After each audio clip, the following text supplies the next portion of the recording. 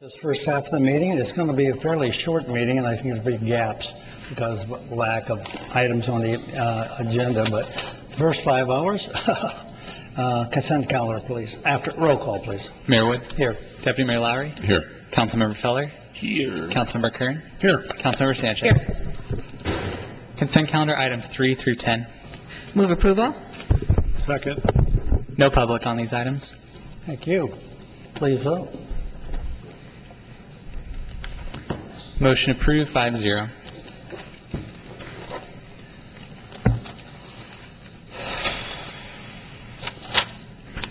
Let's go with council reports. Mayor Wood.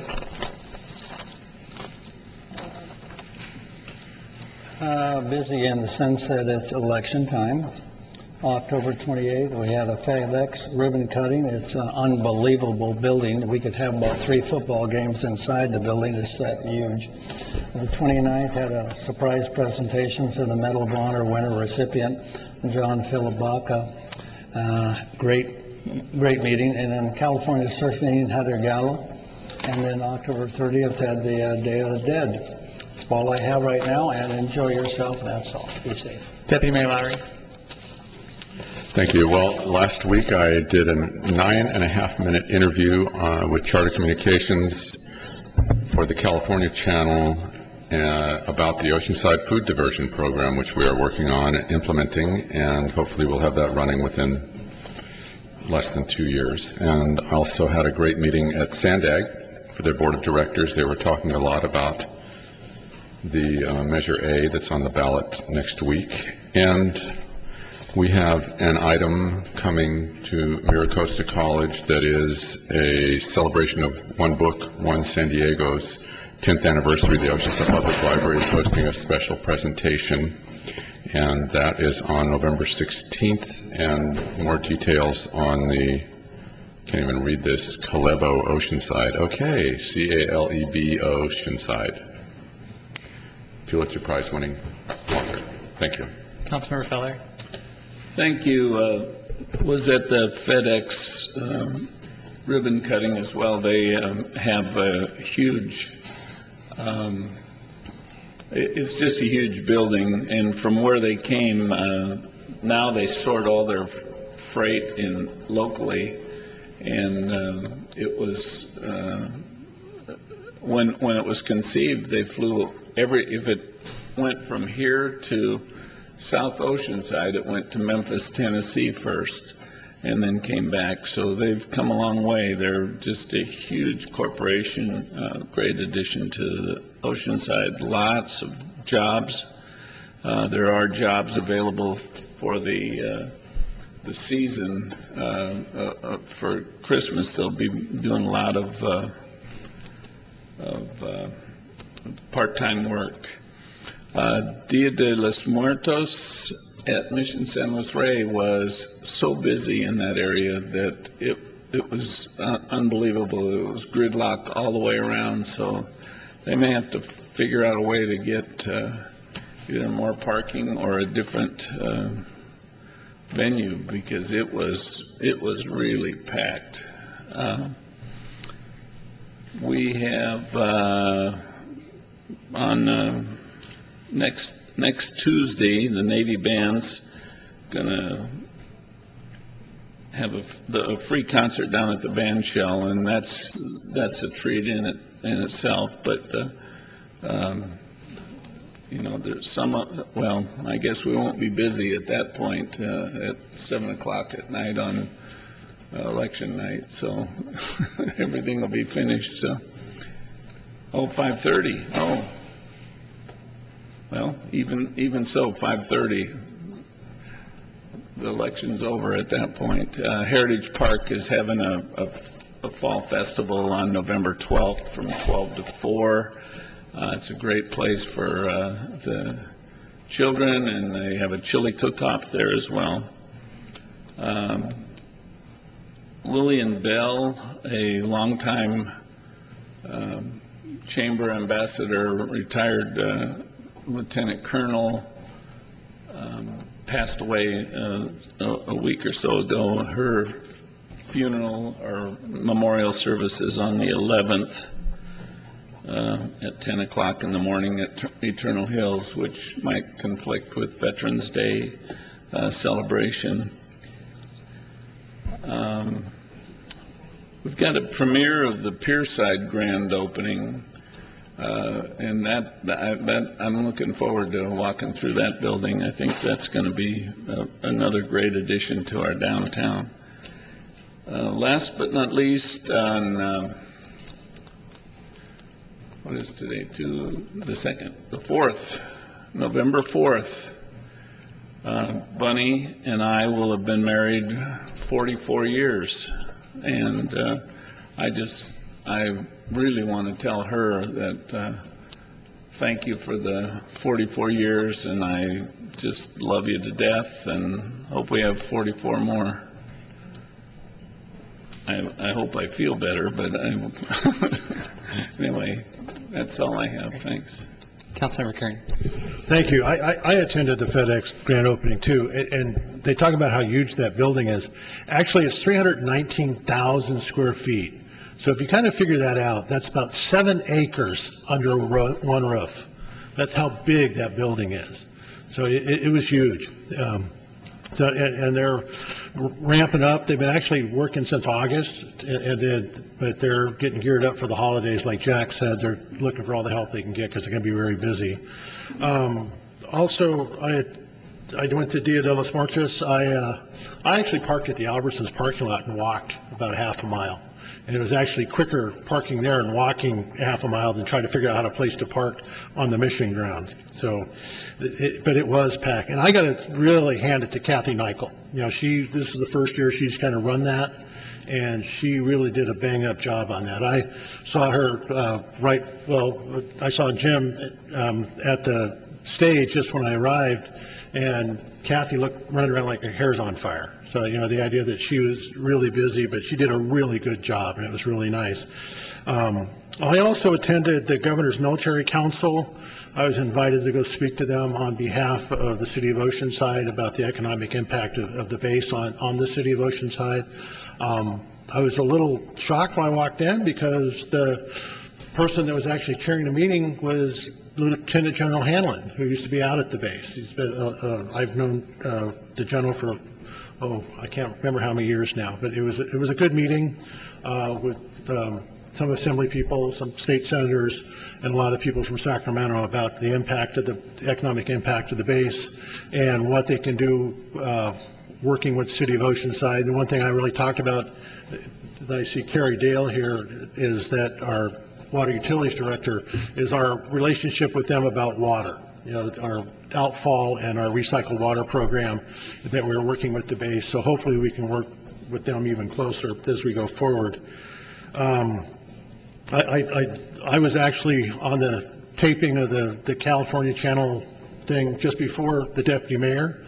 9 minutes, it goes like that. I actually gave them an update on San Onofre, the nuclear generation station, and I'll probably go back on the 15th because they want to keep doing this. Charter Communications wants to do more local stuff.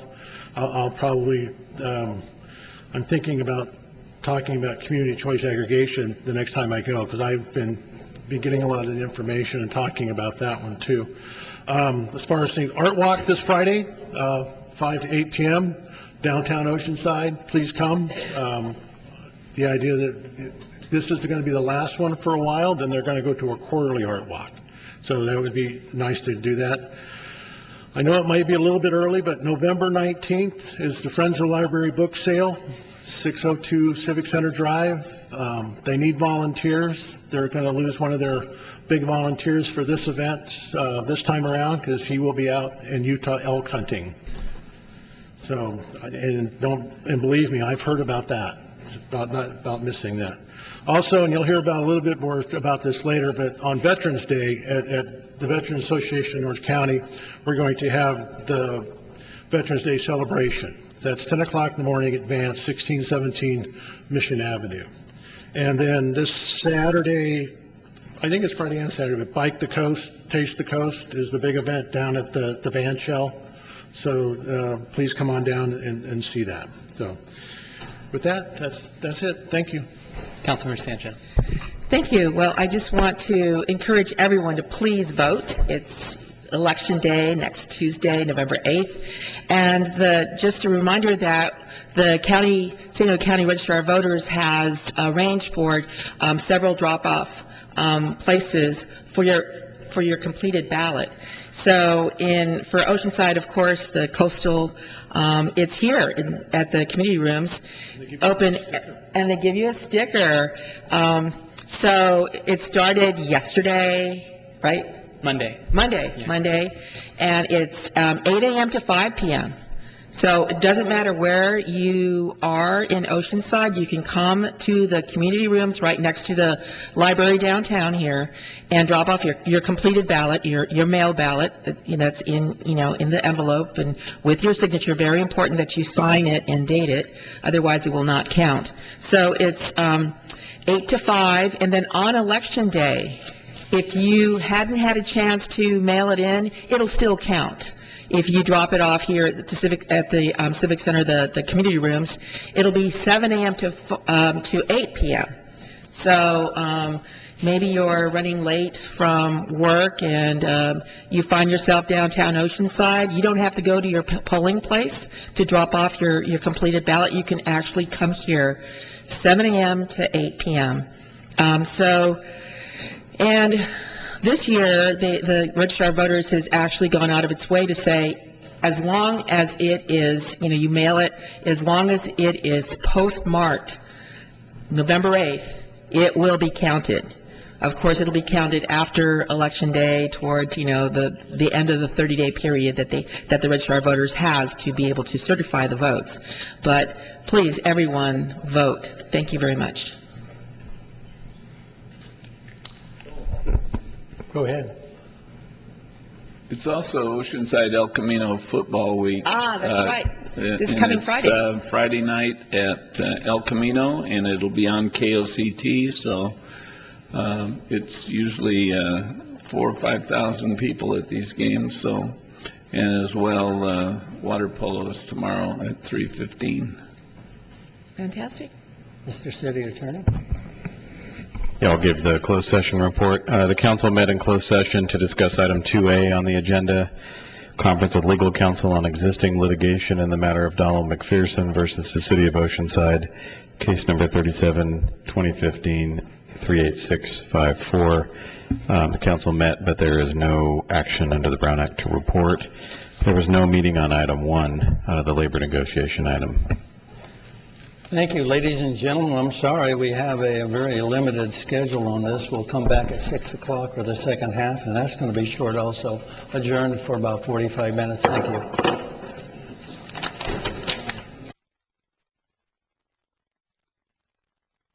Aid. Take over. Thank you for right now. Please stand for the invocation and pledge of allegiance. Tonight's invocation will be given by City Clerk Zach Beck. Please join me in bowing our heads. Father, we come before you to say thank you. Thank you for the privilege, the blessing, the honor it is to reside here in the city of Oceanside. We come together tonight as a diverse community, a community of different backgrounds, different beliefs, different presents, and different futures, yet one common goal, and that is the betterment of the city.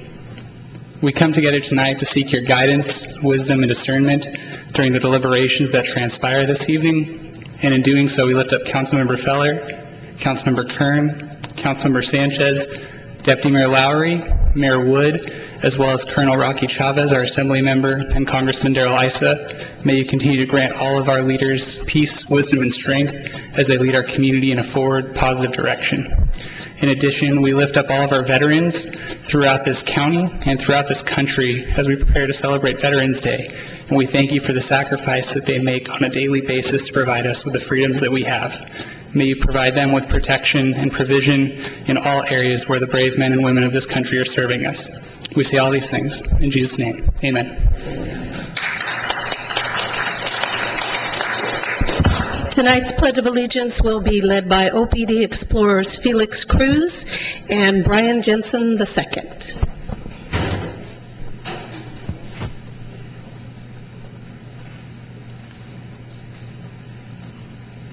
I pledge allegiance to the flag of the United States of America and to the republic for which it stands, one nation, under God, indivisible, with liberty and justice for all.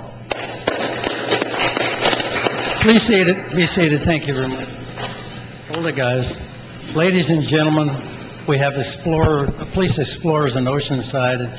Besides doing the pledge, they do a lot out in the field, and they really help the police department. I want to thank you guys. I appreciate it. Let's hear it for them. Thank you very much.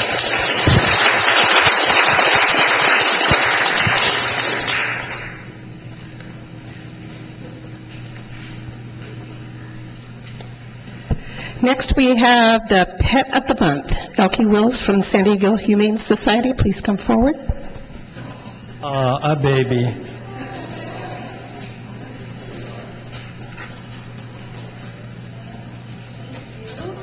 Hi, everybody.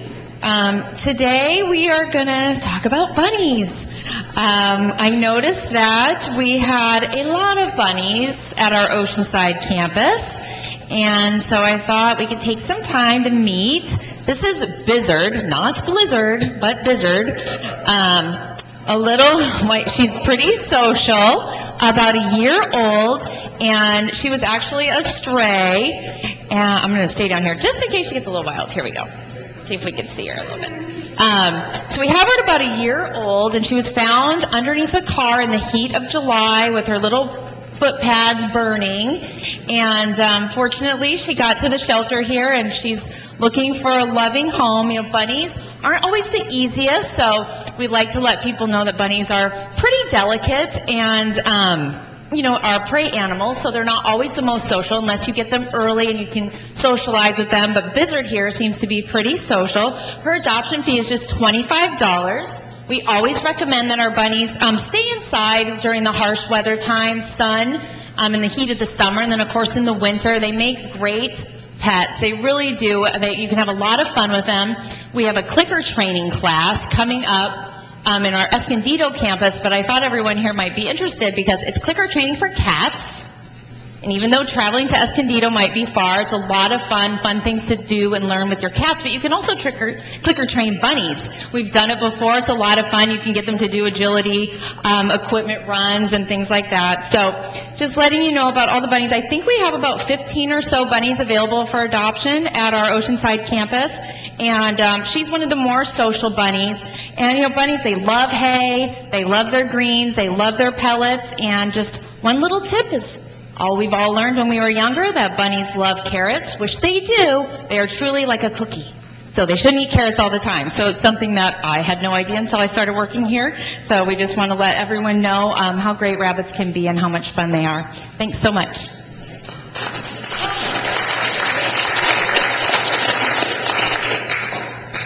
You can try to pick her up. They're fantastic. We have a bunch of them down to the Humane Society. Over there. I think this would be a great mascot for somebody like North County Veterans or something like that.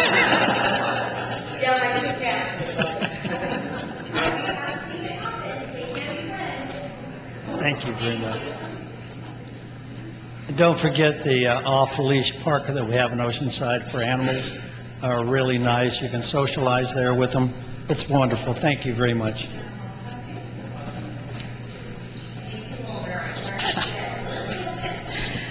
Next, we have the Oceanside Veteran of the Year and Oceanside Veteran Nonprofit of the Year. Councilmember Kern?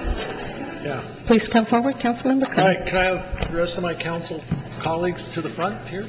You all do this. And also Colonel Chavez, our assembly person, and Congressman Darrell Issa to come forward, please, too, and all my colleagues.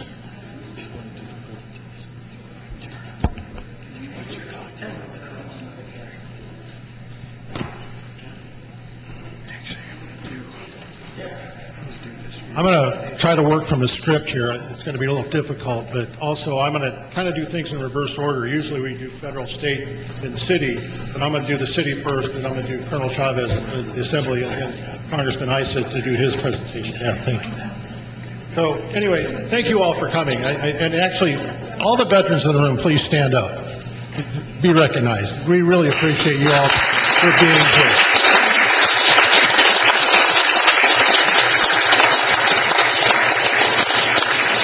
And then during this holiday season, we call it a holiday, but it actually, commemoration of some very important days. But, during the next week or so, please, think about, the idea that we're going to have some events coming up here in San Diego and in Oceanside. So please take time to thank a veteran for their service.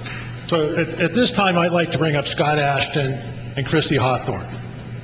This is actually Scott's first official ceremony because he is now the new chamber president, right? Thank you.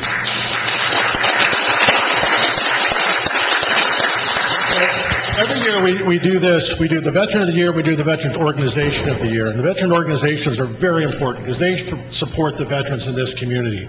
And I'm going to read all of this so people understand why we nominated them for our Oceanside Organization of the Year.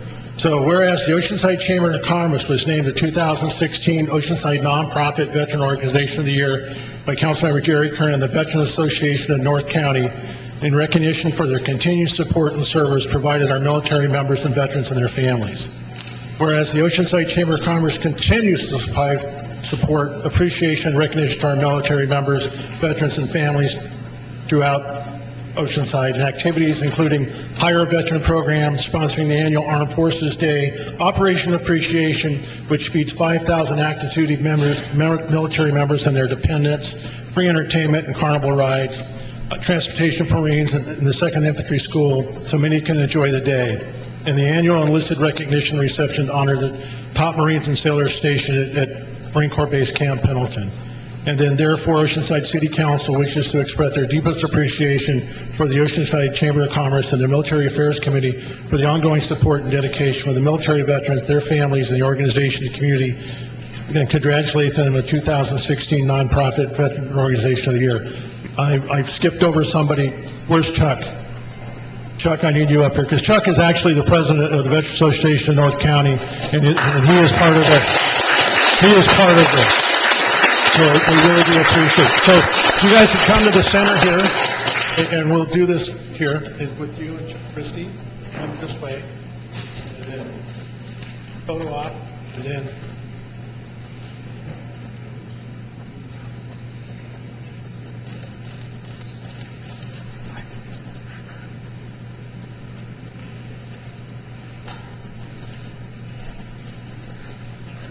if you guys can stand on the side, because we're going to do this again with 2 other people.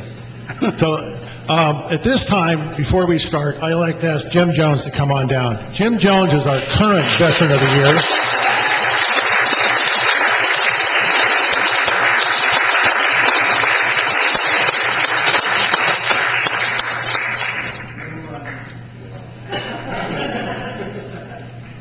And while he's coming down, I want to mention a few words about VANCE, the Veteran Association of North County. It is everybody knows the building at 1617 Mission Avenue, but the Veteran Association of North County and Chuck Atkinson and his group actually represent 37 different veterans organizations and about 5,000 active veterans in this community that come to that event come to that venue every year. So anyway, and we can't do this without Chuck, and Chuck has been really important and integral in our veteran community. So at this time, I'd like Scott Wolf to come up. He is our Veteran of the Year for the City of Oceanside.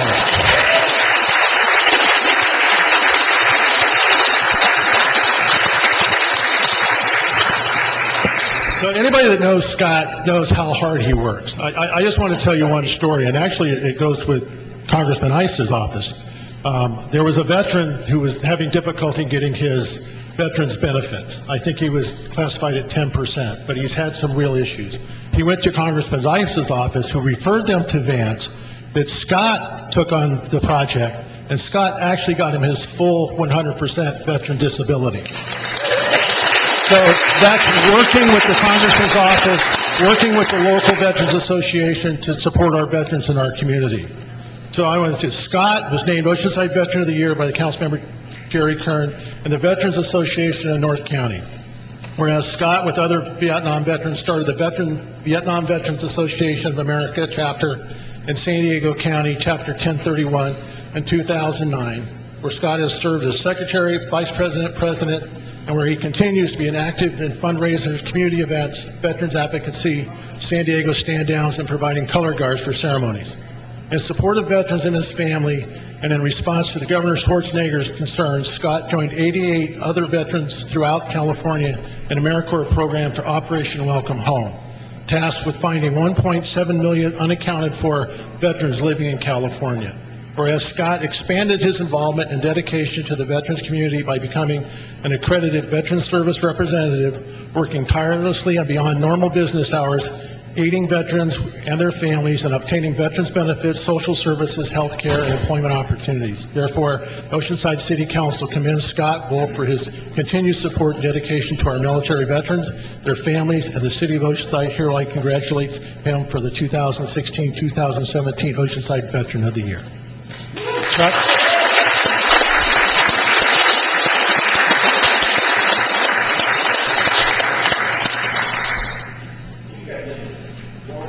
Oh, yeah, that's...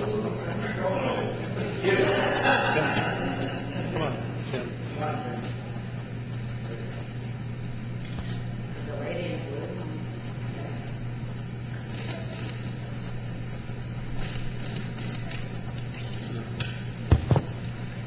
Thanks. You guys stand up. Now, I'm going to turn this over to Colonel Chavez before I give it over to Captain Isa. But actually, before I do that, I want to also mention that Rocky Chavez, who is our former deputy mayor in the city of Oceanside and is our assembly person, also this year, he was honored as Legislator of the Year for the Vietnam Veterans of America. Thank you.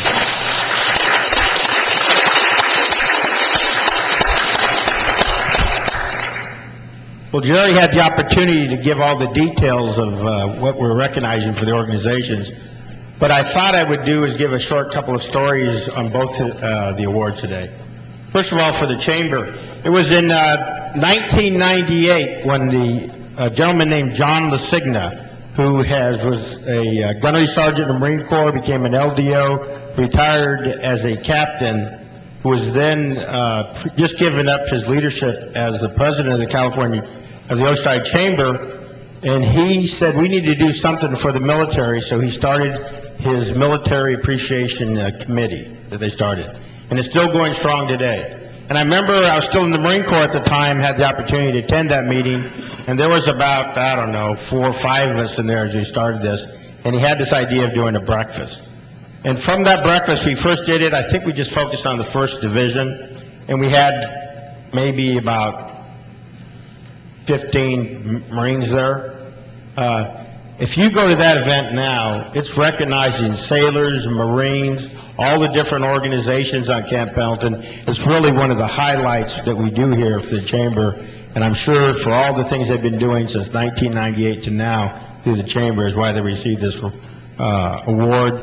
Consequently, it's interesting to note that that's about the time that you joined the Chamber, so it's only appropriate you received the award for the Assembly for the Nonprofit of the Year. Thank you very much, Scott.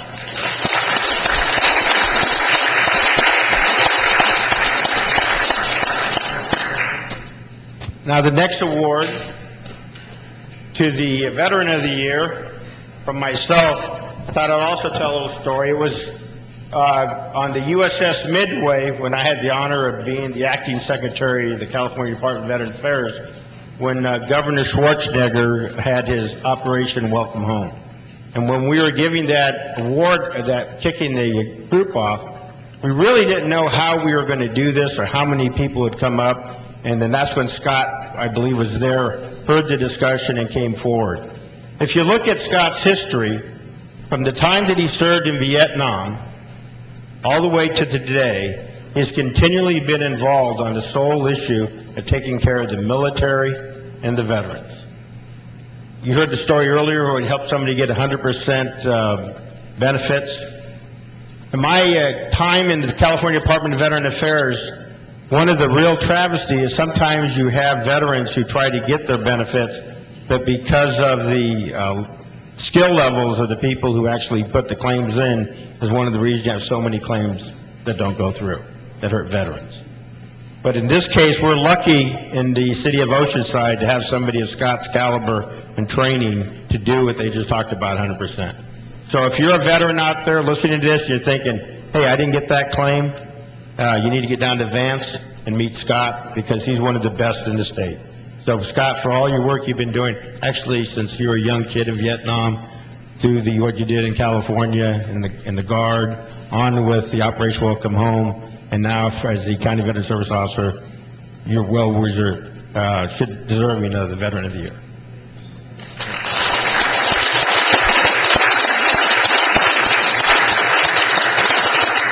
Now I'd like to pass off the mic to somebody who, even when I was in the Marine Corps, one of the first person I met that really had a sense of veterans. We joke around with him because he's the Army, but he's been with us for 2 decades and doing great things for all of North County, and that's our Congressman Darrell Lysa.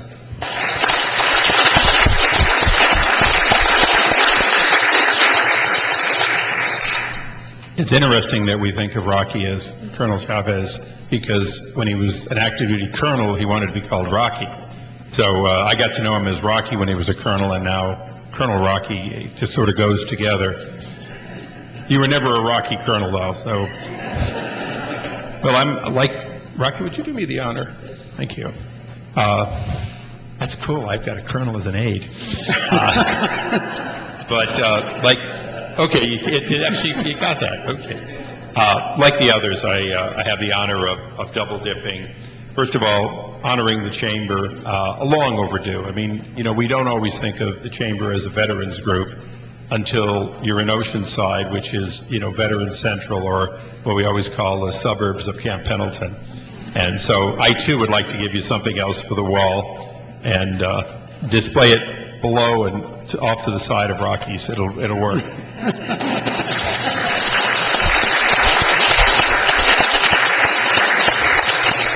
Now, Scott, front and center.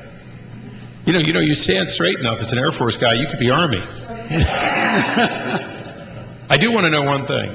If I went on active duty in 70 and you went on active duty in 67, how is it you're younger than me?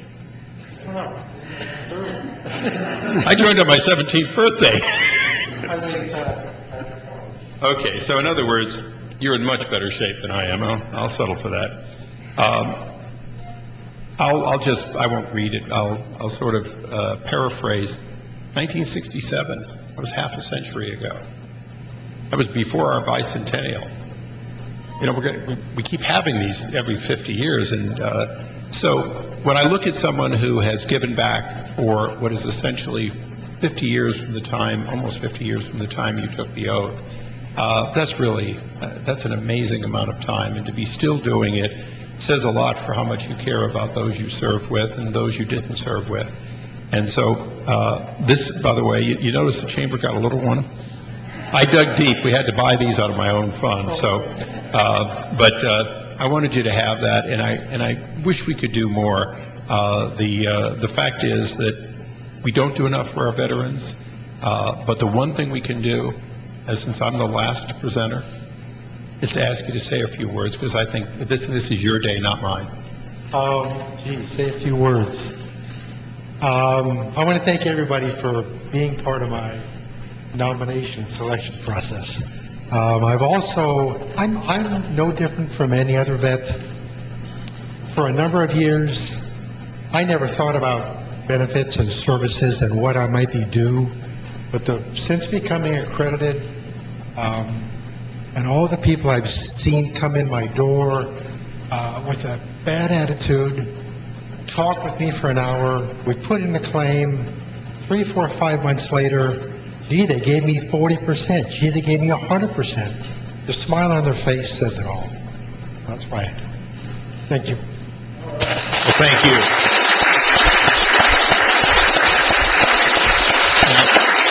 Now, Lena and Amy are here, but on behalf of my staff, who you work so closely with, I also want to thank you. Thank you, Scott.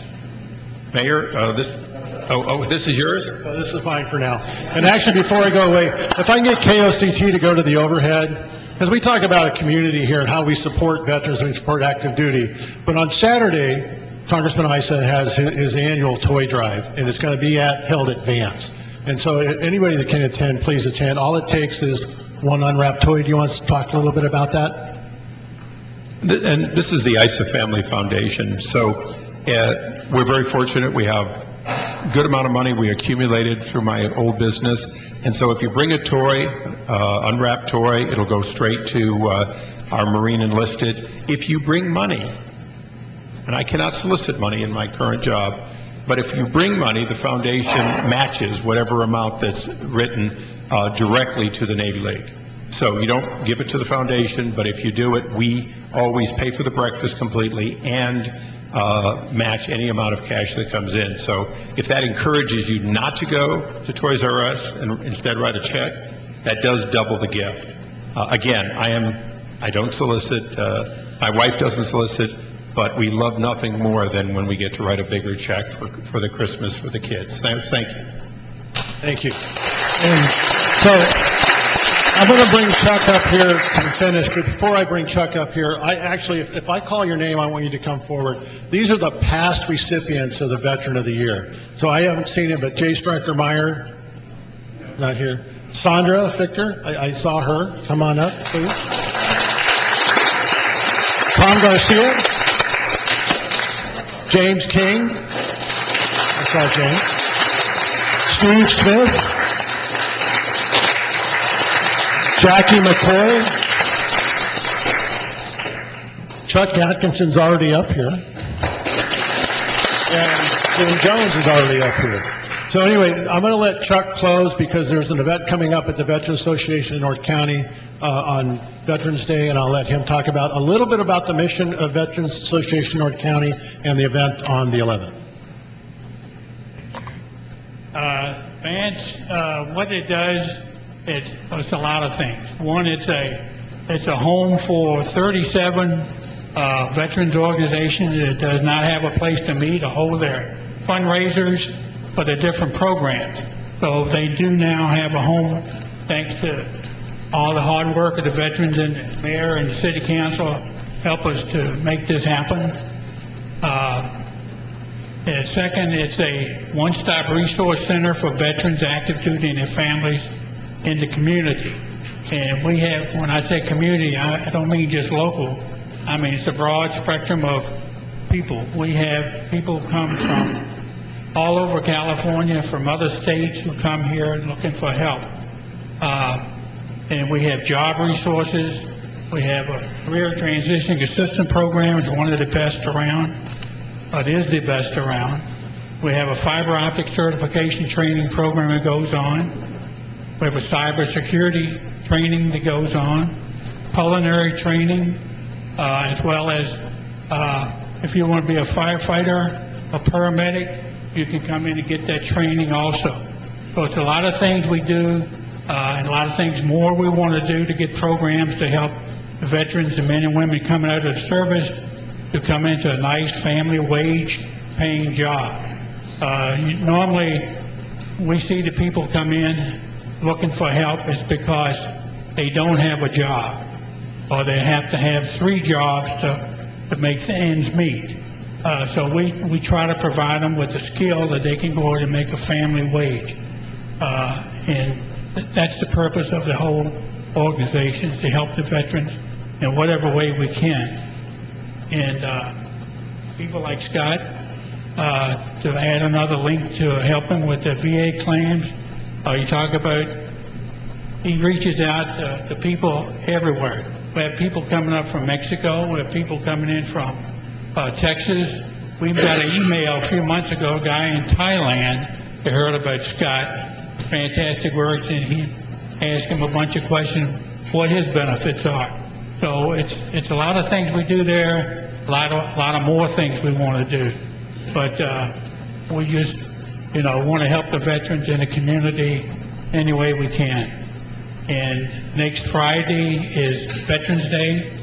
We're having a ceremony at 10 a.m. in the morning. It'll last about an hour and a half. We have a speaker, the commanding officer for the 1st Marine Recruit Battalion at Marine Corps Base of San Diego will be there as a guest speaker, and there'll be light refreshments afterward. So we hope to see a lot of you there. Thank you very much. Okay. we're all going to get real friendly now because we're going to do the photo op. So we need everybody up here so we get a photo op. And as we're arranging ourselves, as KOCT can go to the overhead and show that. So come on, guys, we're all going to take a picture now.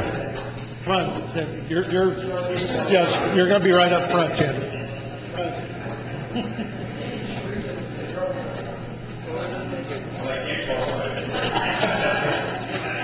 Seriously? All right. The mayor needs to get over a little bit more. In case anybody cares, 3 to 1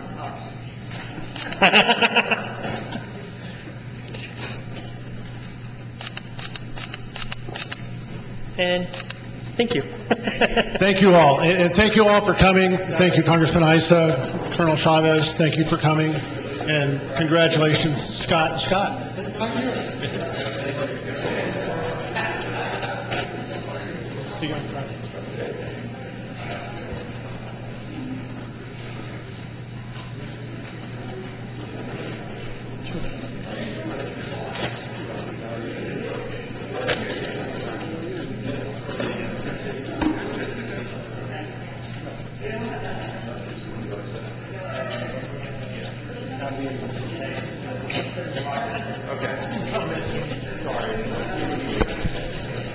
Next, we have the year-end update by Oceanside Charitable Foundation.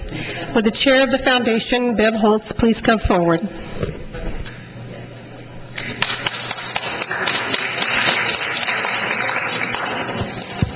Good evening. Hi, my name is Beverly Holtz, and I am the chair of the Oceanside Charitable Foundation. I'm glad to have 5 minutes, I'm told, to share with you what the update we have for our foundation, what we've done this last year and what we're hoping to do next year. We had our grant ceremony this year at the Oceanside Museum of Art, which is just an incredible venue to have something like that. We've been in existence 8 years. We've engaged 100 community members in meaningful and effective philanthropy, specifically for the city of Oceanside. All the funds we raise are to benefit people who live in Oceanside. We've endowed over $300,000 to support nonprofits in Oceanside for perpetuity. Our longtime goal is to put away $10 million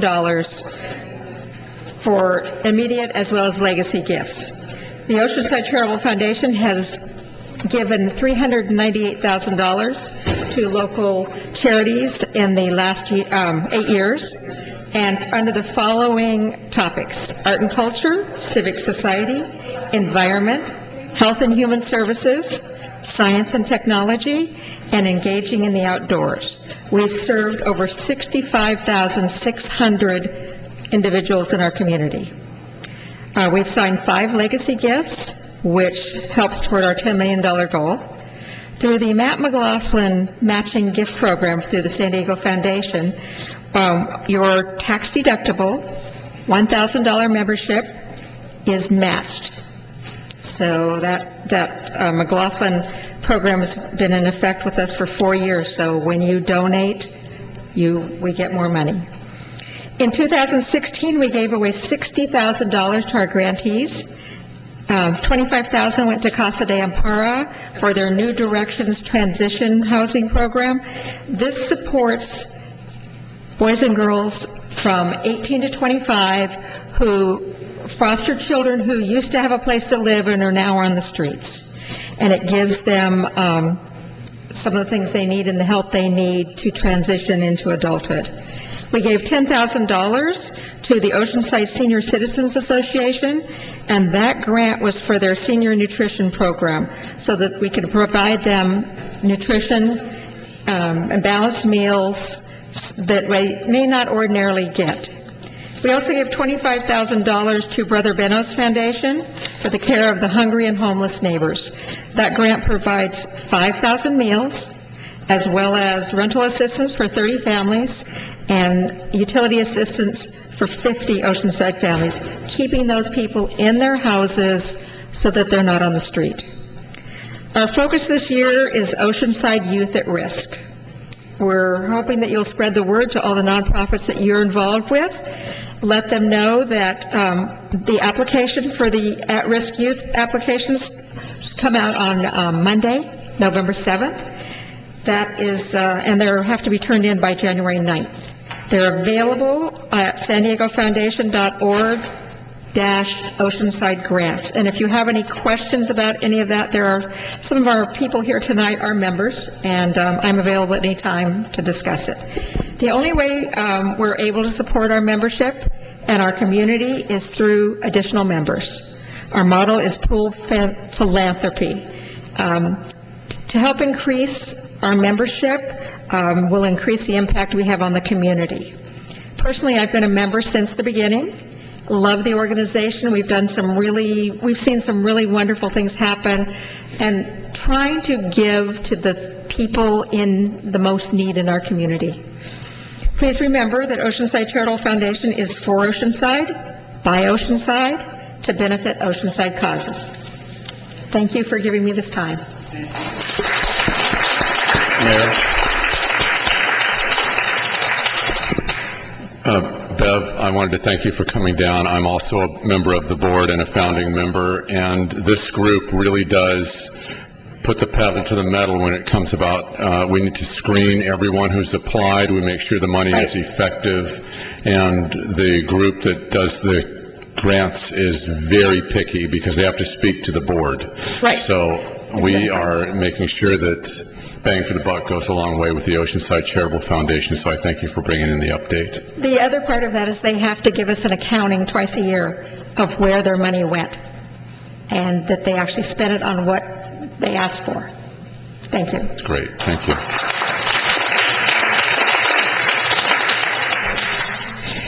The next presentation is actually a proclamation for National American Indian Heritage Month.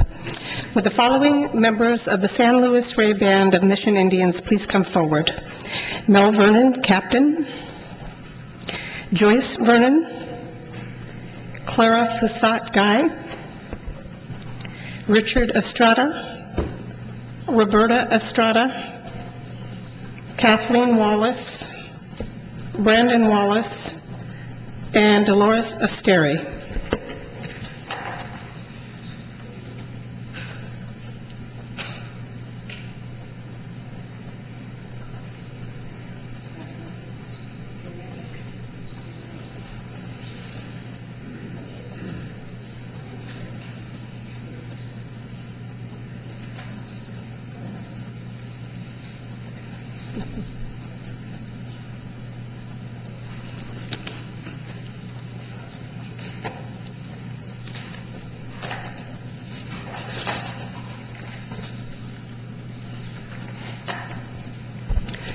Proclamation in honor of National American Indian Heritage Month, November 2016. Whereas Native American Awareness Week began in 1976 and recognition was expanded by Congress and approved by President George Bush in August 1990, designating the month of November as National American Indian Heritage Month. And whereas National American Indian Heritage Month promotes awareness of and appreciation for the history and culture of American Indians. And whereas the first to live on this land, Native Americans and their traditions and values inspired and continue to inspire the ideals of self-governance and determination that are the framework of our nation.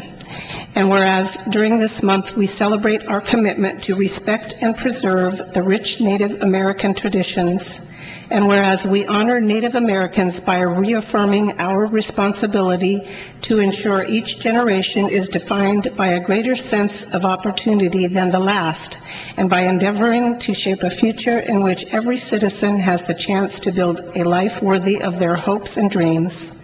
Now, therefore, be it resolved that I, Jim Wood, Mayor of the City of Oceanside, California, do hereby proclaim November 2016 as National American Indian Heritage Month and encourage our community to recognize and honor our rich Native American culture. Issued this second day of November 2016.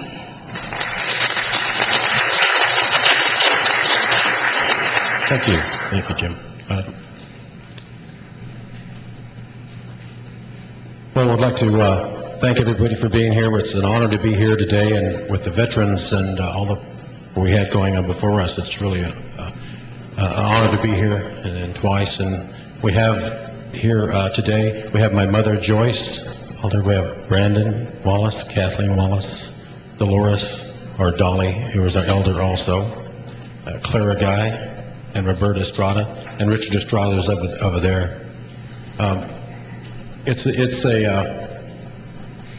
always an honor to come here and acknowledge the Native American presence in Oceanside, because that's goes back thousands and thousands of years, and a lot of times we're overlooked, and the history is overlooked, but we acknowledge the wonderful culture that we've had here and the community that we're working with now.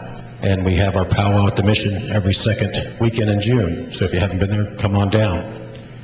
Tonight we're going to light candles at the mission about 7 o'clock, and it's for All Souls or All Saints. I get them mixed up. Souls, okay. Thank you very much. And we'd like to give Jim Wood a gift. A lot of times we've been giving him abalone shells with some sage.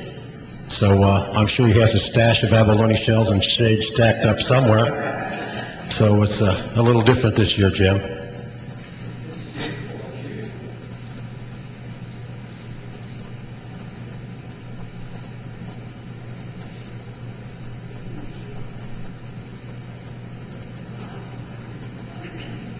It is a shell.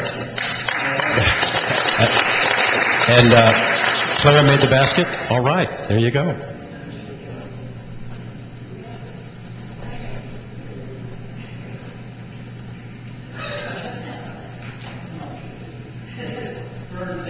Thank you very much.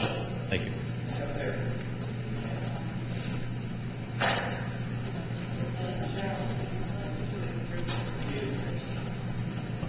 Yeah, I'd like to bring up Kathy Wallace, who is a storyteller, but also knows a few words in our native language, Luiseño. Maybe she can share it with us. Thank you. Miyu Yam Chamshun Lovik. That was short. I think it's, thank you very much, come from the heart in a good way. All right. Well, thank you. Thank you. Thank you.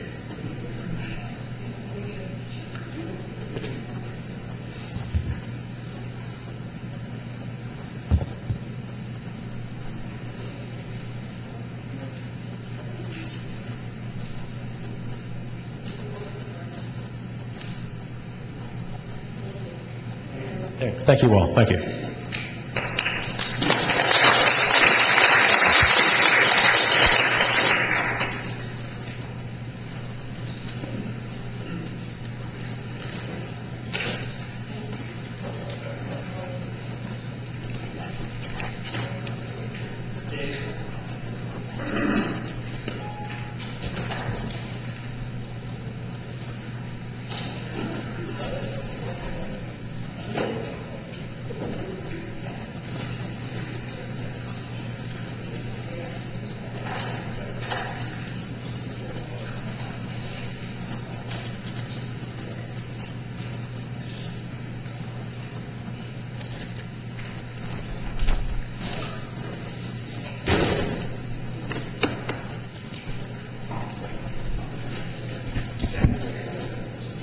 Is this time Kathy Nichol may come forward?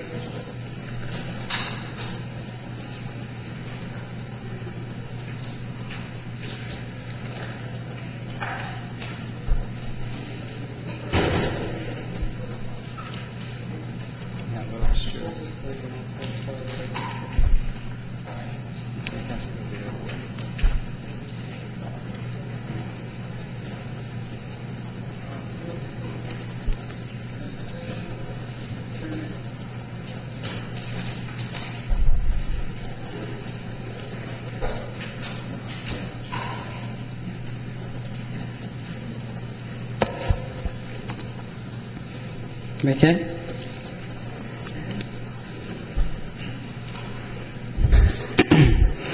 Hi, my name is Kathy Nichol. I'm from Main Street, Oceanside. Thank you for having me again, honorable council members, viewing staff. I do want to thank the volunteers for, I had a great week last week. I started out with a haunted market at the Sunset Market, lots of trick-or-treaters, so Thursday night was fabulous. And of course, Sunday, my hair was a little bit on fire, but the volunteer groups that helped us continue Dia de los Muertos at the Mission on Sunday. I want to thank Milano for their flowers, the entertainers, altar builders, volunteers, and I want to apologize because I see that traffic and parking was off the charts. Let's just put it that way. But we have a lot of things coming up this Friday, Art Walk 5 to 8. There's 16 businesses and the museums that will be participating this Friday for that. I call it free date night, oceansideartwalk.com. Then, of course, I have the flyers for our Parks and Rec doing the Navy Band at the Pier on November 8th, Chili Cook-Off on November 12th at Heritage Park Festival, Marine Corps Birthday on the 10th, Veterans Day, for those of you who don't know, it used to be held at the Oceanside Elks Lodge forever until Chuck and their group worked with the city to bring in Veterans Association of North County. So the lodge will be doing a light lunch dinner that after the ceremony at Vance, so please stop over there.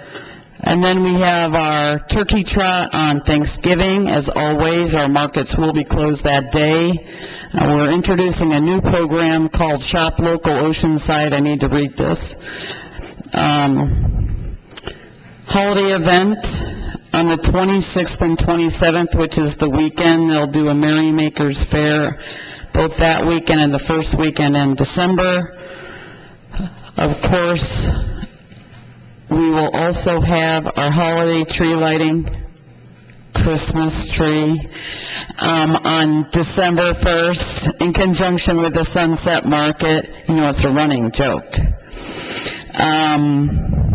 It's not a joke, but they always ask me, what do you think he's going to say? As you can see, there are a lot of events going on in Oceanside. We're super busy. We want to continue bringing people and showcasing all the changes that are going on. So please visit not just the city website, but our Main Street Oceanside website to see how we're partnering with everybody to make it a wonderful downtown in Oceanside. And again, thank you for everything that you've done for us. It's been a great partnership.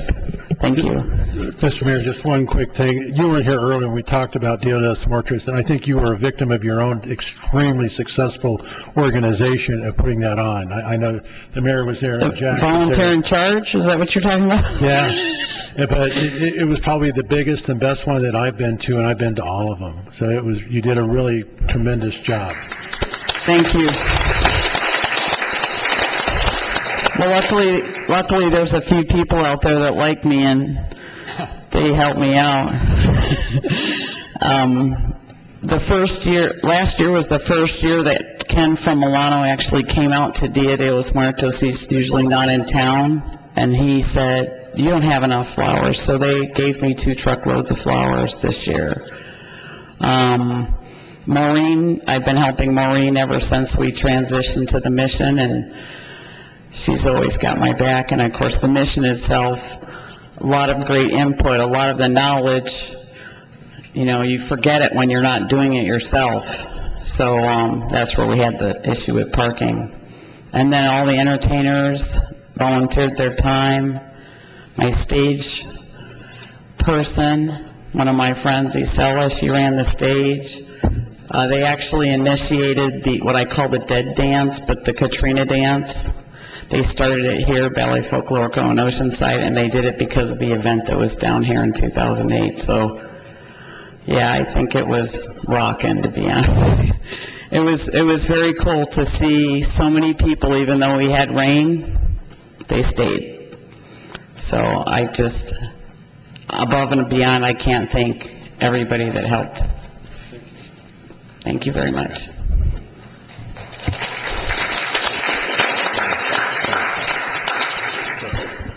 Deputy Mayor, we'll move forward to public communication off the agenda. Yeah, we do have one item that was continued in case anyone's here for the wastewater user rate increase. That is going to come back on November 16th. So now we have a significant number of public speakers. You'll have 3 minutes. We've got 2 podiums. Please come on down if you want to speak. He will call your names. Also, just FYI, there are 3 little lights on top of each podium. Green means go, yellow means slow, and red means you're out of here. So just watch the lights, and when the yellow one comes on, there's still 1 minute remaining. Correct. So you have 3 minutes. Great. Thank you. We'll call our first 4 speakers. We have Captain Joe Cachola, Ernest Prieto, and C. Hughley Sepulveda, and followed by Jane Marshall.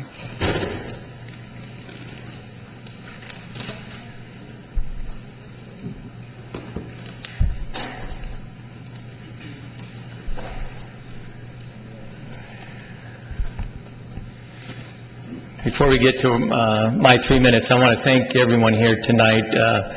As a former Marine officer myself, I want to thank all of you for taking the time to recognize those veterans that have worked so hard to serve their other veterans. It's very well deserved, and I congratulate all of you for taking the time to do that. Good job. Now to start, good evening, council members and honorable mayor. I'm Captain Joe Cacciola. I'm a 45-year resident of Oceanside and a principal partner in the Oceanside Sea Center. My 2 other partners are here tonight. That's Captain Ernie Prieto of Chubasco Sport Fishing and Dr. Chugi Sepulveda, Director of the Flagler Institute of Environmental Research. We would like to take this opportunity to give all of you an update on the Sea Center lease negotiations for the city-owned property at 315 Harbor Drive South in Oceanside Harbor.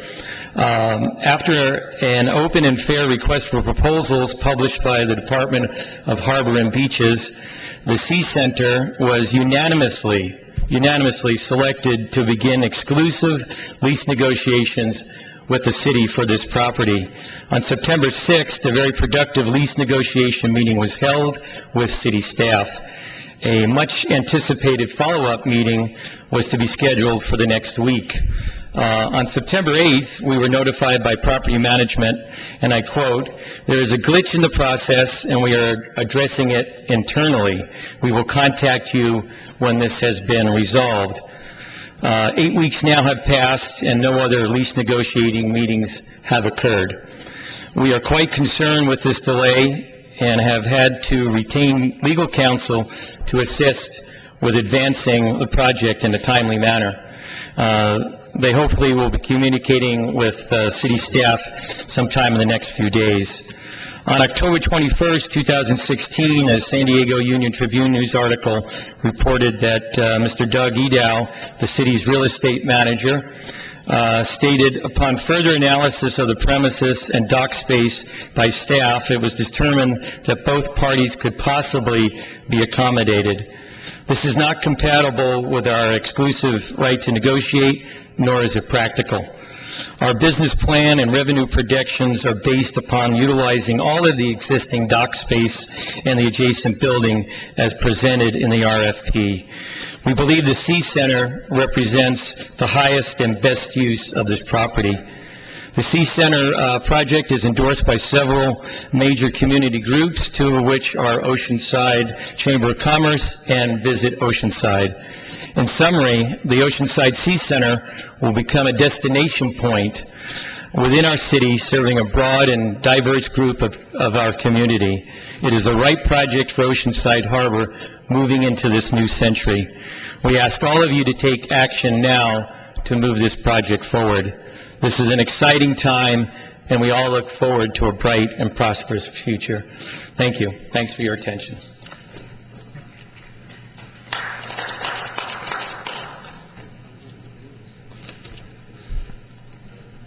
Thank you, Council, Mayor. My name is Ernie Prieto. I'm a owner of Chubasco Sport Fishing and also a joint partner in the Oceanside Sea Center with Captain Joe Cacciola and Dr. Chugi Sepulveda of the PEER, the Flagler Institute of Environmental Research. Just want to take a few moments to clear the air regarding some of our proposed plans for the 815 South Harbor Drive property. Open party sport fishing The ability for individuals to come down and purchase tickets to join us on a fishing adventure has always been our intention. It's been the center and the core of our business plan. Chubasco, sport fishing, and Seastar would not have the capacity to adequately serve the community. I'd like you to know that Joe and I are currently in the market for 2 more vessels to meet the demand and the need that we expect at this location. Another item is that the Flagler Institute, the Peer Institute Flagler, the environmental research, is negotiating this lease and that they are anti-sport fishing. This is entirely not true, and to the contrary, they've researched many of the fish that are important to our sport fishing community. There's been reference made to a building in the harbor that was quoted as a failed attempt of someone many years prior to us for an Oceanside Sea Center. I'd just like to let the public know that this building is a maintenance facility designed, built, paid for, and used by the city, and it's still currently in use. This is not some failed attempt by us. I was actually in high school at the time. So, my partners and myself envision this Oceanside Sea Center as a destination point in the harbor for both residents and visitors alike to come down and visit and have a piece of the ocean be brought to them. This is much more than just a sport fishing operation. I feel it's an opportunity for the city of Oceanside to provide the city of Oceanside an opportunity to flourish in this environmental education, a moment that we live in. So, thank you.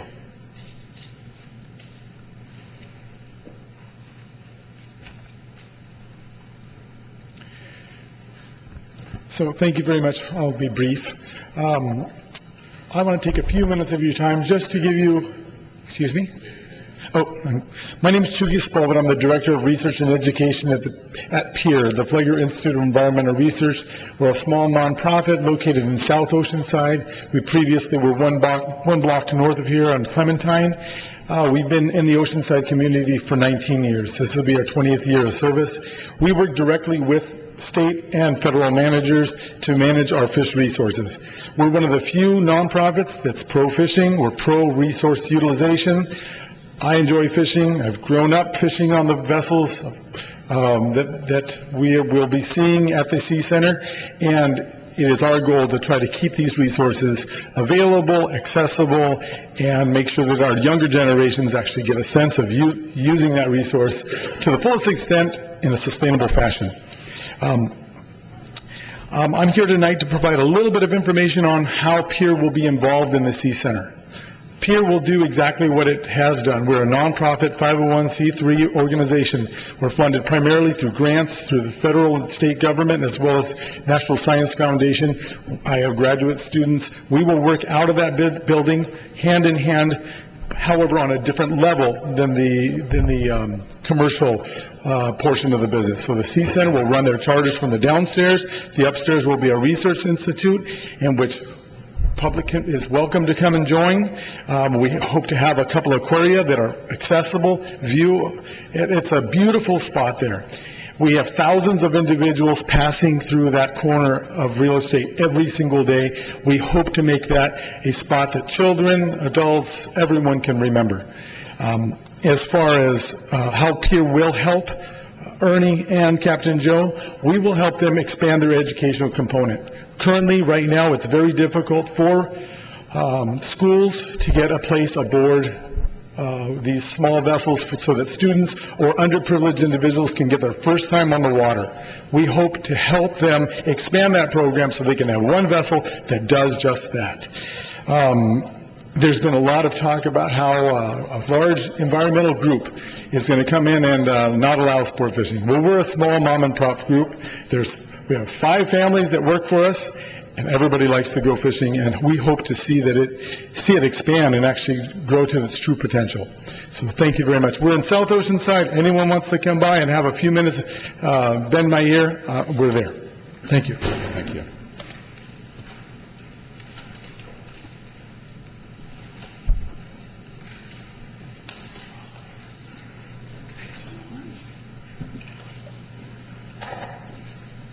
Good evening, everyone. My name is Jane Marshall. I'm a 30-year resident, investor, avid volunteer, and activist for a better Oceanside. You know, it's really disappointing to see another Blade addition after last week when I asked Mayor Wood to please request of his friend Tom Missett of BGT Media to stop this unfortunate and actually incorrect publication. And, I mean, if you even look at the bottom, he's recommending that you vote for somebody who has passed away recently. I mean, it's just ridiculous. And if anyone knows Tom Missett, he is of BGT Media, and he is one of the larger proponents for digital billboards in Oceanside. This would be on 78 and College, a big one, double-sided. You know, Oceanside residents, just, you know, I'm talking to everyone at large here. Don't believe a word of this junk mail. Throw it away. Compost it. Tom Missett is trying to swindle all of us, including many unknowing advertisers that we went to explain what was really going on. And he's basically harassing all of us with keep populating this onto all of our lawns and doorsteps. And, you know, the worst part is he's taking respected citizens of this community and creating slanderous accusations about it. This has got to stop. You know, it's on a national level. We don't need this here in Oceanside as well. Meanwhile, while some people are getting trashed, others are walking on water. For instance, Mayor Wood can do no wrong. Certainly I love Mayor Wood. He's done a lot of good things. But Linda Gonzalez, who is that? Linda Gonzalez hasn't even lived here for any time. I understand she only became a resident as of December, January of this year. Who are these people that are suddenly wanting to be on council running our city for us? So Oceanside, don't be fooled with the semi-transparent mean for Tom Missett of BGT Media, a digital billboard developer, to try to influence you on who to vote for council so that he can slide these in under the rug. Let's utilize this negative approach against him and vote for the people that he's slandering, because they're the ones that are long trusted residents of Oceanside and honorable, respected community citizens. Thank you. Our next four speakers are Lisa Hamilton, Kevin Brown, Nadine Scott, and Dirk Akama. Dirk Akama? Good evening. My name is Lisa Hamilton, 323 South Ditmar, Oceanside. Deputy Mayor, council members, and people watching this at home. I'd like to know if you can guess what it is that unites the followers of Donald Trump, Bernie Sanders, and populist movements in nearly all developed countries. It is the question of public participation in what is called public policy. The unifying complaint is that those in positions of power do not listen to the public who put them there. We have seen this in a number of situations here in town, most recently on the question of digital electronic billboards. Here, we are fortunate to have several council members who do listen to constituent input, Esther Sanchez and Jack Feller.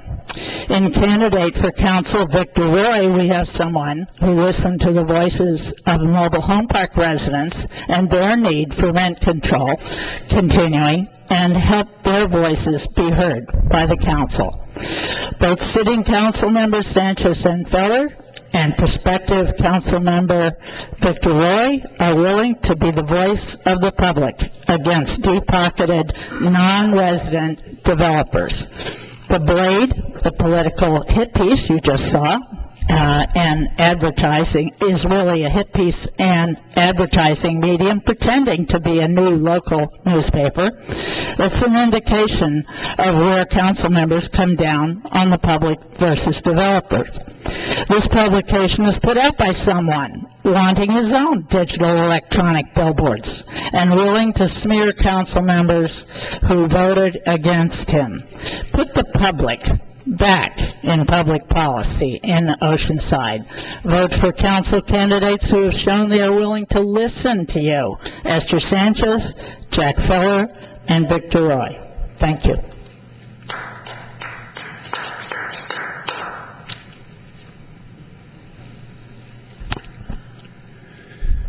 Kevin Brown, 2716 Norma Street. Good evening, Mayor and City Council members. Well, it's the last council meeting before the election, and I had a few things to say. I wanted to reach out to Mr. O'Doherty, if he's watching, and thank him for his position that he is definitely against digital billboards in Oceanside. I hope he maintains that opinion and recognizes the threat of lawsuits is not from denying the billboards, but rather if a city council was to approve them. I also want to thank Mr. Hasty for reaching out to our group saying he was definitely against the billboards. On another matter, I find it incredible that the Oceanside Blade is endorsing a deceased person for Oceanside Treasurer. They must know that Mr. Ernst is deceased since they ran a front page story on him. So what does that tell you about the Blade and its publisher, Tom Missett? He would rather have the city council appoint someone who may also like digital billboards, perhaps Gary Failing. I am supporting Nadine Scott, who is qualified to fill this position and not subject to the pressure of outside interests.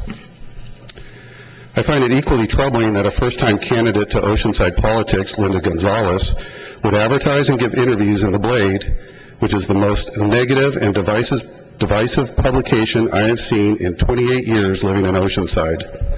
Not a very good start for someone whose website says that they want to bring the city council together and build bridges. This publication has continuously defamed elected officials, Oceanside citizens, and community organizations since it was launched.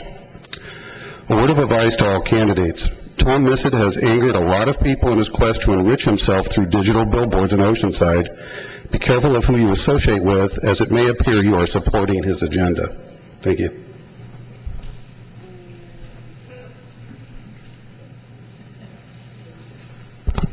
Good evening. My name is Nadine Scott, and I'm running for City Treasurer. First, I'd like to thank all the voters that have already voted for me. I'd also like to thank our veterans in advance of Veterans Day. My dad, my stepdad, and my significant other all served. I'm very, very proud of them, and everyone else who has the ability to serve.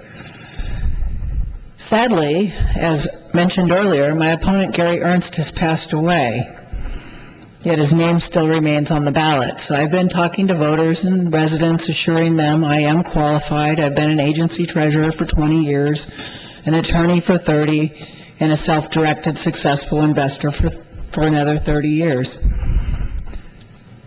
Sadly, we have a councilman, Kern, who wants to talk about my qualifications in a very negative fashion and my personality. Jerry, or no one on the council, other than Councilwoman Sanchez, has asked me for my resume or to discuss it at length. Tells you what kind of leaders they are. He's disenfranchising you voters when he tells you to vote for a dead person. That's unbelievable. He's on the North County Leadership Group. Not much of a leader when they do a full-page ad to promote Gary Ernst's candidacy when he's deceased. Be honest, Jerry. Only a cad, a charlatan, a specific kind of politician would tell people to vote for someone who died. That's you, Jerry. It makes my heart so sad when I want to do my bit for public service and run an honest campaign, and I've worked for this community for over 20 years with many of you sitting up on the dais, including you, Deputy Mayor. You all sat here tonight and you honored the veterans, but Mr. Kern, your conduct is completely dishonorable as a military person. Shame on you.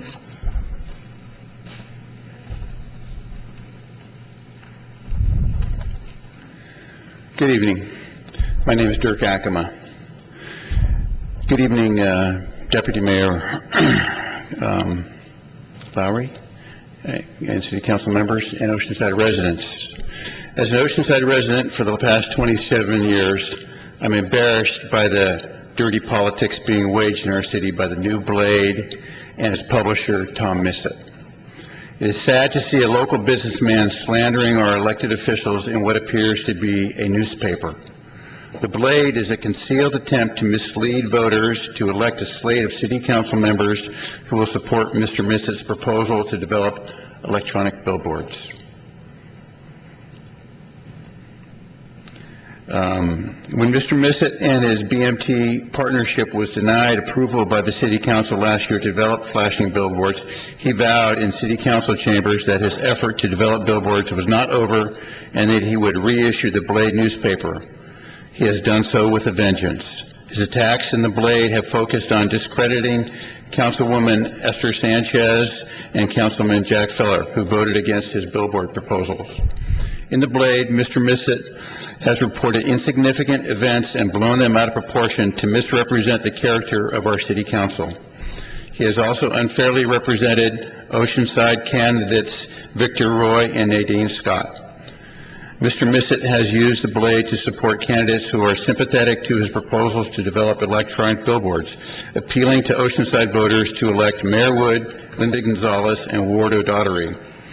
I urge our Mayor Wood, as a close personal friend of Tom Missett, to denounce the atrocious reporting of the Blade and to publicly vow to never support development of electronic billboards. Thank you. Our next four speakers are Amber Newman, Robert Espinoza, Victor Roy, and Gary Garrettson.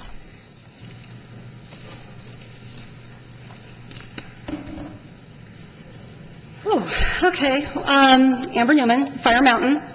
As we're only 6 days from the election, I'm speaking in opposition to Prop 64. I actually wasn't planning on speaking, so I don't really have a formal statement. I've kind of winged this, but it was suggested by a member of the audience that I should speak my piece now, so here we go. As the city has already taken a stance, this is more directed towards those in the audience or watching at home that might be undecided or otherwise unaware of the potential consequences of this bill. While we support the resolution Councilman Feller encouraged against Prop 64, I want to give you a few more educated reasons to vote no.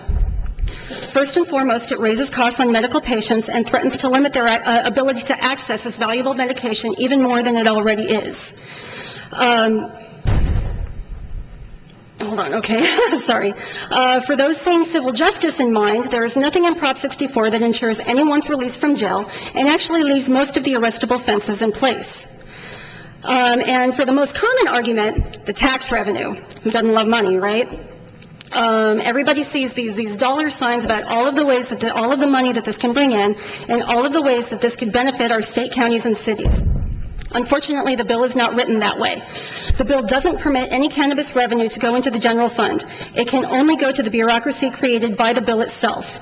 Any possible whatever little money there is that could trickle down to the cities, Oceanside won't see a penny because you must allow cannabis before you can profit from it.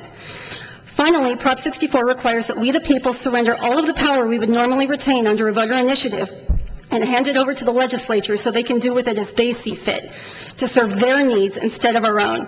I have no problem with people using cannabis for recreational purposes, but I am unwilling to throw people who need this plant for medical reasons under the bus simply for the benefit of those who want it. And I hope that you are too. So I urge everybody to please vote no on Prop 64. Thank you.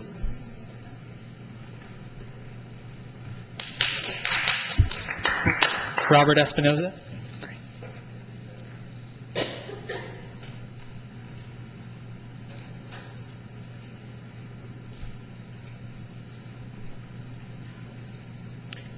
Good evening. My name is Robert Espinoza. I've been living in the city of Oceanside for the past 41 years, ever since I got out of the Marine Corps. I'm Annabelle Flores' grandfather, the 15-year-old girl that got murdered at Bellavoma Park. First and foremost, I want to give a thanks to the Oceanside Police Department for solving the murder of my granddaughter. We went to court this afternoon for the two individuals that are accused. I want to thank Detective Fevla, Detective Keys, and Detective Algor. They did a speedy, wonderful job in apprehending these individuals. Okay, I come before you as a grandfather, father, community member, a voice for victims and their families that got murdered within a few blocks of Bellavoma Park, within about weeks apart. I speak for Julio Granados, age 29, murdered August 20th, 2016. Miguel Castillo, 22, murdered June 22nd, 2016. Annabelle Flores, age 15, murdered September 3rd. We need programs, people, for these kids from 13, 14 years old. That's why I'm here before you, because you guys have the power to do that. These people come from underprivileged families, from low incomes, and a very, very poor neighborhood. These communities should have fundings, programs available for those communities like these. Also, every day my heart aches when I think about my granddaughter. She will never be around with us anymore. So I come before you as a grandfather, father, for change and solutions with these great minds right here today. I thank you very much, and you have a wonderful evening. God bless. Thank you. Thank you. Victor Roy.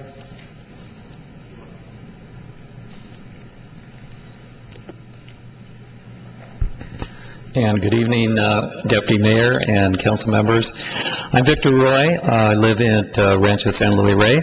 I'm running for Oceanside City Council, and to all the voters that are viewing us from home, be sure to come out and vote November 8th, next Tuesday. Every vote is going to be important. This might be a closer race for the city council races than you've seen in a long time. I ask for your vote because I'm a proven Oceanside leader. I love Oceanside and all of its diverse culture. I believe in Oceanside and know that we have many challenges ahead. I'm ready and prepared to face those challenges and move forward by planning and building our future together with you. As your council member, I will bring my lifelong business skills and interpersonal skills to City Hall. And I will continue to promote public safety, walkable neighborhoods, and a vibrant economic base for Oceanside. Together, let's make Oceanside better and stronger moving into our future. I do care a lot about this city. I've been here a long time. My family moved here in 1976, and I will work hard for everybody in this city. I will work hard for the people. I will be your voice and not the voice of special interests. And please vote for me on November 8th. Victor Roy running for Oceanside City Council. Also vote for Esther Sanchez and Nadine Scott. Gary Garrettson.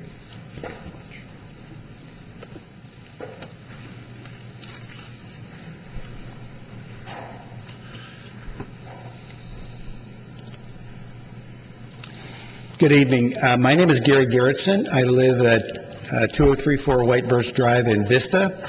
I address you tonight as a member of the Veterans Writers Group of North County that meets at the Vance building on a regular basis.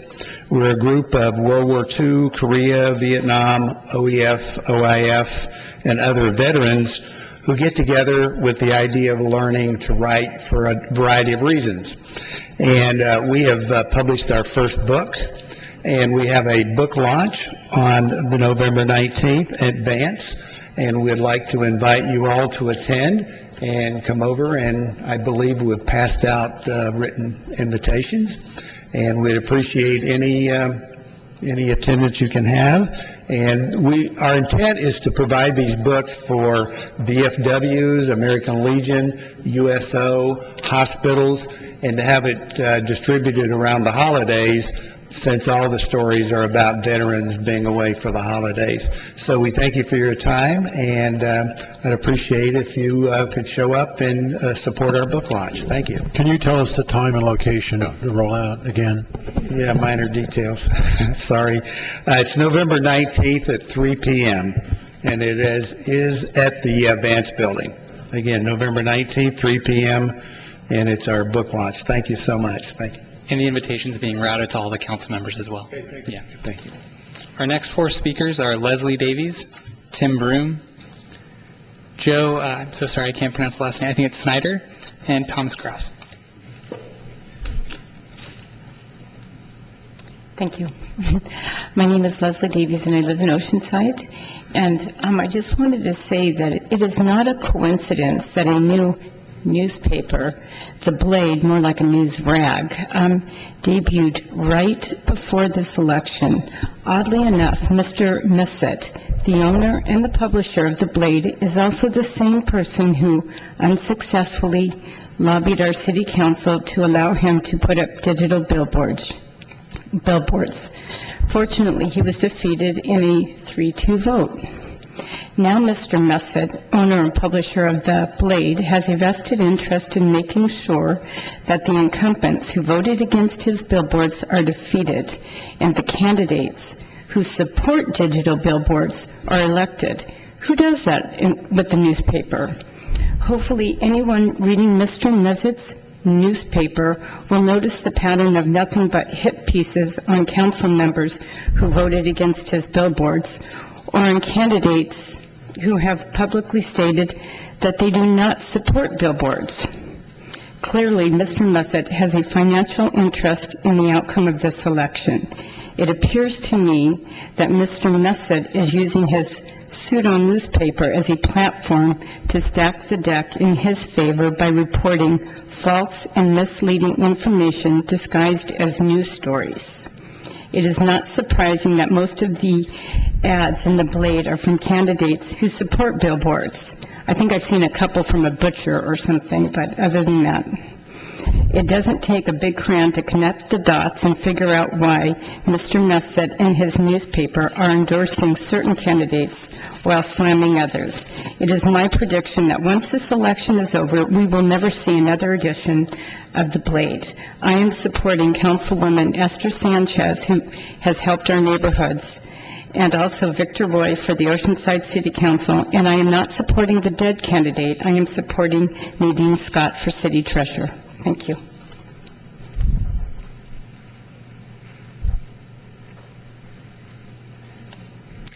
Hello, my name is Tim Broom. I am a resident of the East Side. I live at 1429 Papin Street. I am not running for any office, and I am not here to bash anyone. Whenever you have people talk about a newspaper or make comments about a newspaper, it could mean the newspaper is doing something right. I'm from a media family, and I grew up around it, and it is what it is. Actually, here I wanted to discuss some other issues which are more pressing. I want to challenge the city of Oceanside moving forward to begin concentrating a greater effort on code issues in the East Side neighborhood. If any of you would like to take a drive up there sometime, you can enjoy seeing abandoned shopping carts from the El Super supermarket, cars parked in front yards, trash cans laying about, trash strewn everywhere. The list goes on, and this is something that could be looked after. Now, I think the city's done an absolutely wonderful job with downtown. So obviously, when you put your mind to it, you can do a great job. So I would really like to challenge the city to put some effort into working on the code, parking, and nuisance issues that are ongoing up in the East Side.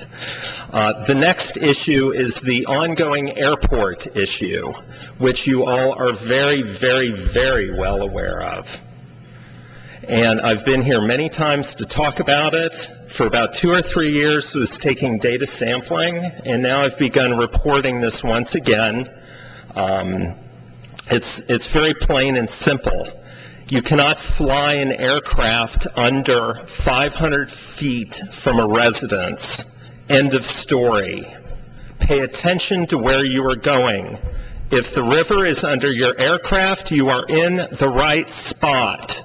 If there are homes under your airplane, you are in the wrong spot. My neighborhood has been here before the airport. Now, let's all move forward and do the right thing. I wanted to wish Councilman Feller and our mayor good luck on their re-election bids. Let's get to work. Thank you very much. Thank you. Next, we have Joe Snyder and Thomas Kraus. Joe, Thomas. You can go first, Mr. Snyder.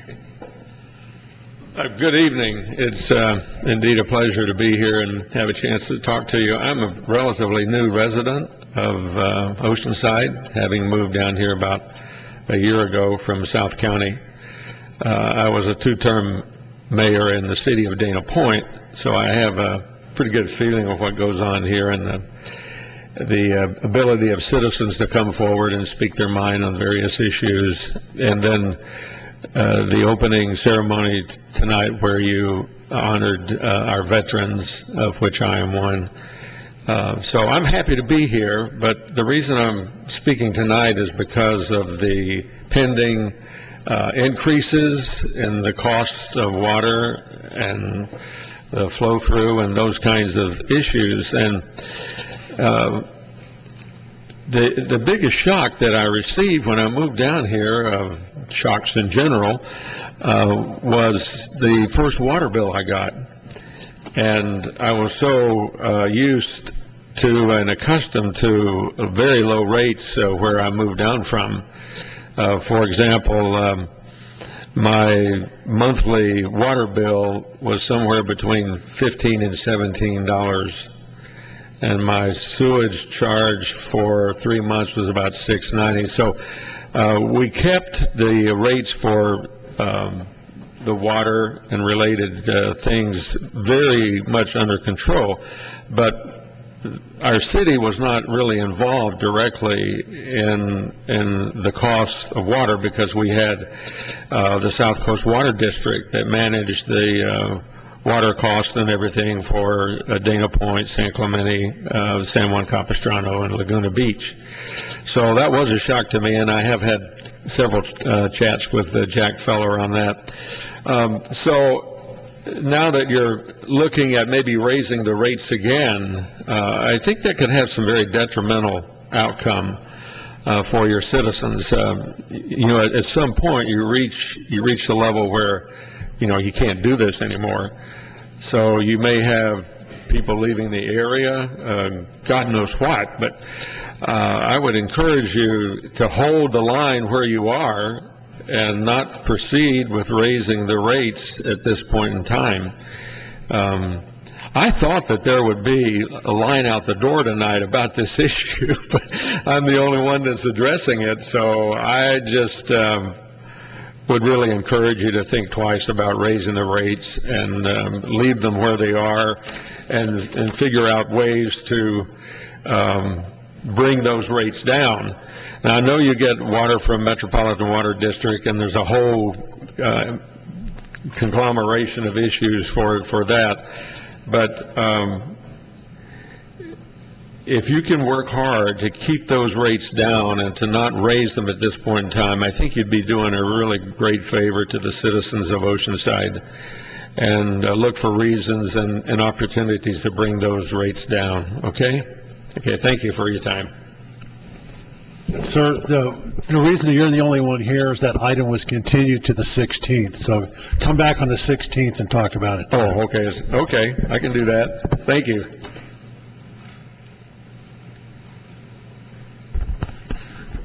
Deputy Mayor, Council, staff, Oceanside residents, my name is Thomas Kraus. I'm a resident of Carlsbad, also on the ballot running for State Assembly, listed first, but I'm here to speak primarily on San Diego County Measure B, which I'm sure everyone here is probably fairly familiar with.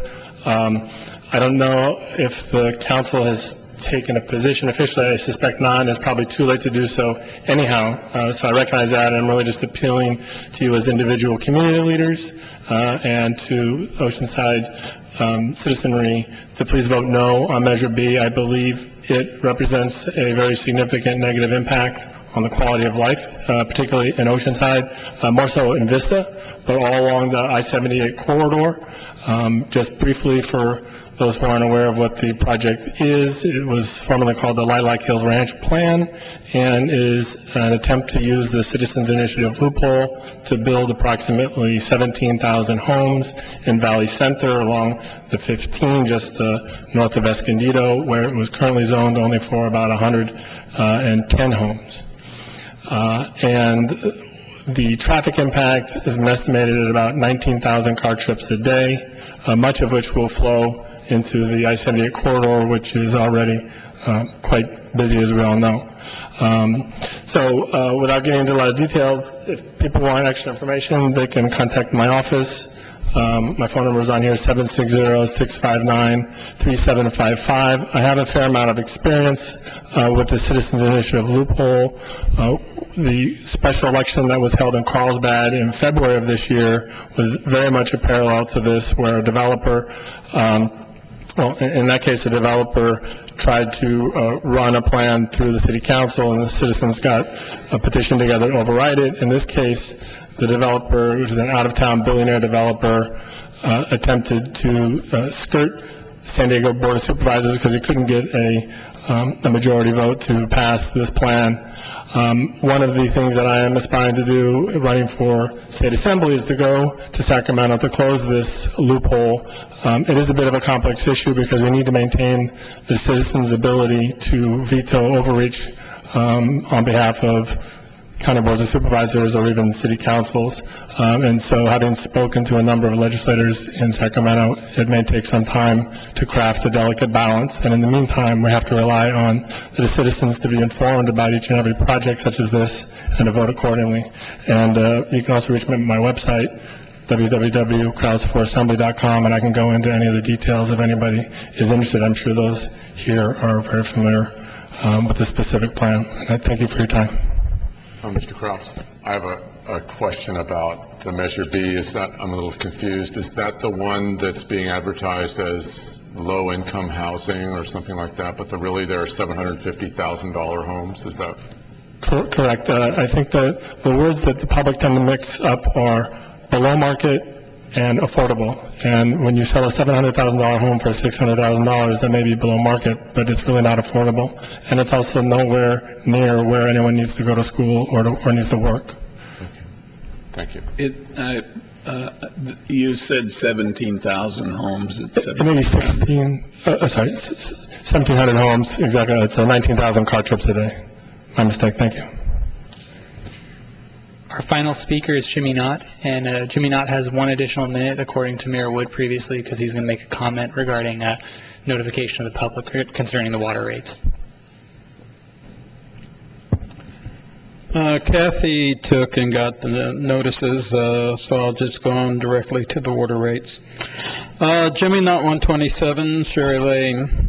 What I want to bring to your attention is not the testimony on the water rates specifically, but on public notification. Because not all of Oceanside homeowners have been informed of this potential water sewer utility rate increase. For decades, you have trusted property owners to inform their renters or homeowners in the case of mobile home parks about public hearings on issues like water sewer rate increases. And once again, these property owners have failed you. I repeat, have failed you. I made a special request in response to this tonight to Director Dale of the Utilities Department, and she rapidly provided me copies for me to deliver to each mobile home park so that they can post it in their common areas. Because in a lot of the mobile home parks, even the park managers don't get the information because they are not the property owners.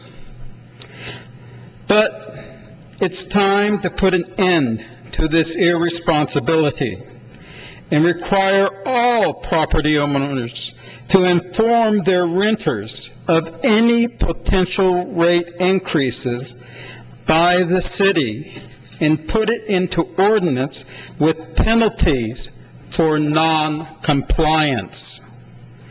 This way, everyone is on equal footing and equal understanding.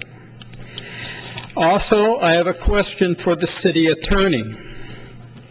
Since this has been posted for today and given out to all the ratepayers, and now it has been changed, will this have to be reposted and every person who has received it be also contacted so comment can be solicited, because otherwise, people will be confused and already think it has been considered by council. Thank you. No further public on this item, Deputy Mayor Lowry. Do you want to respond?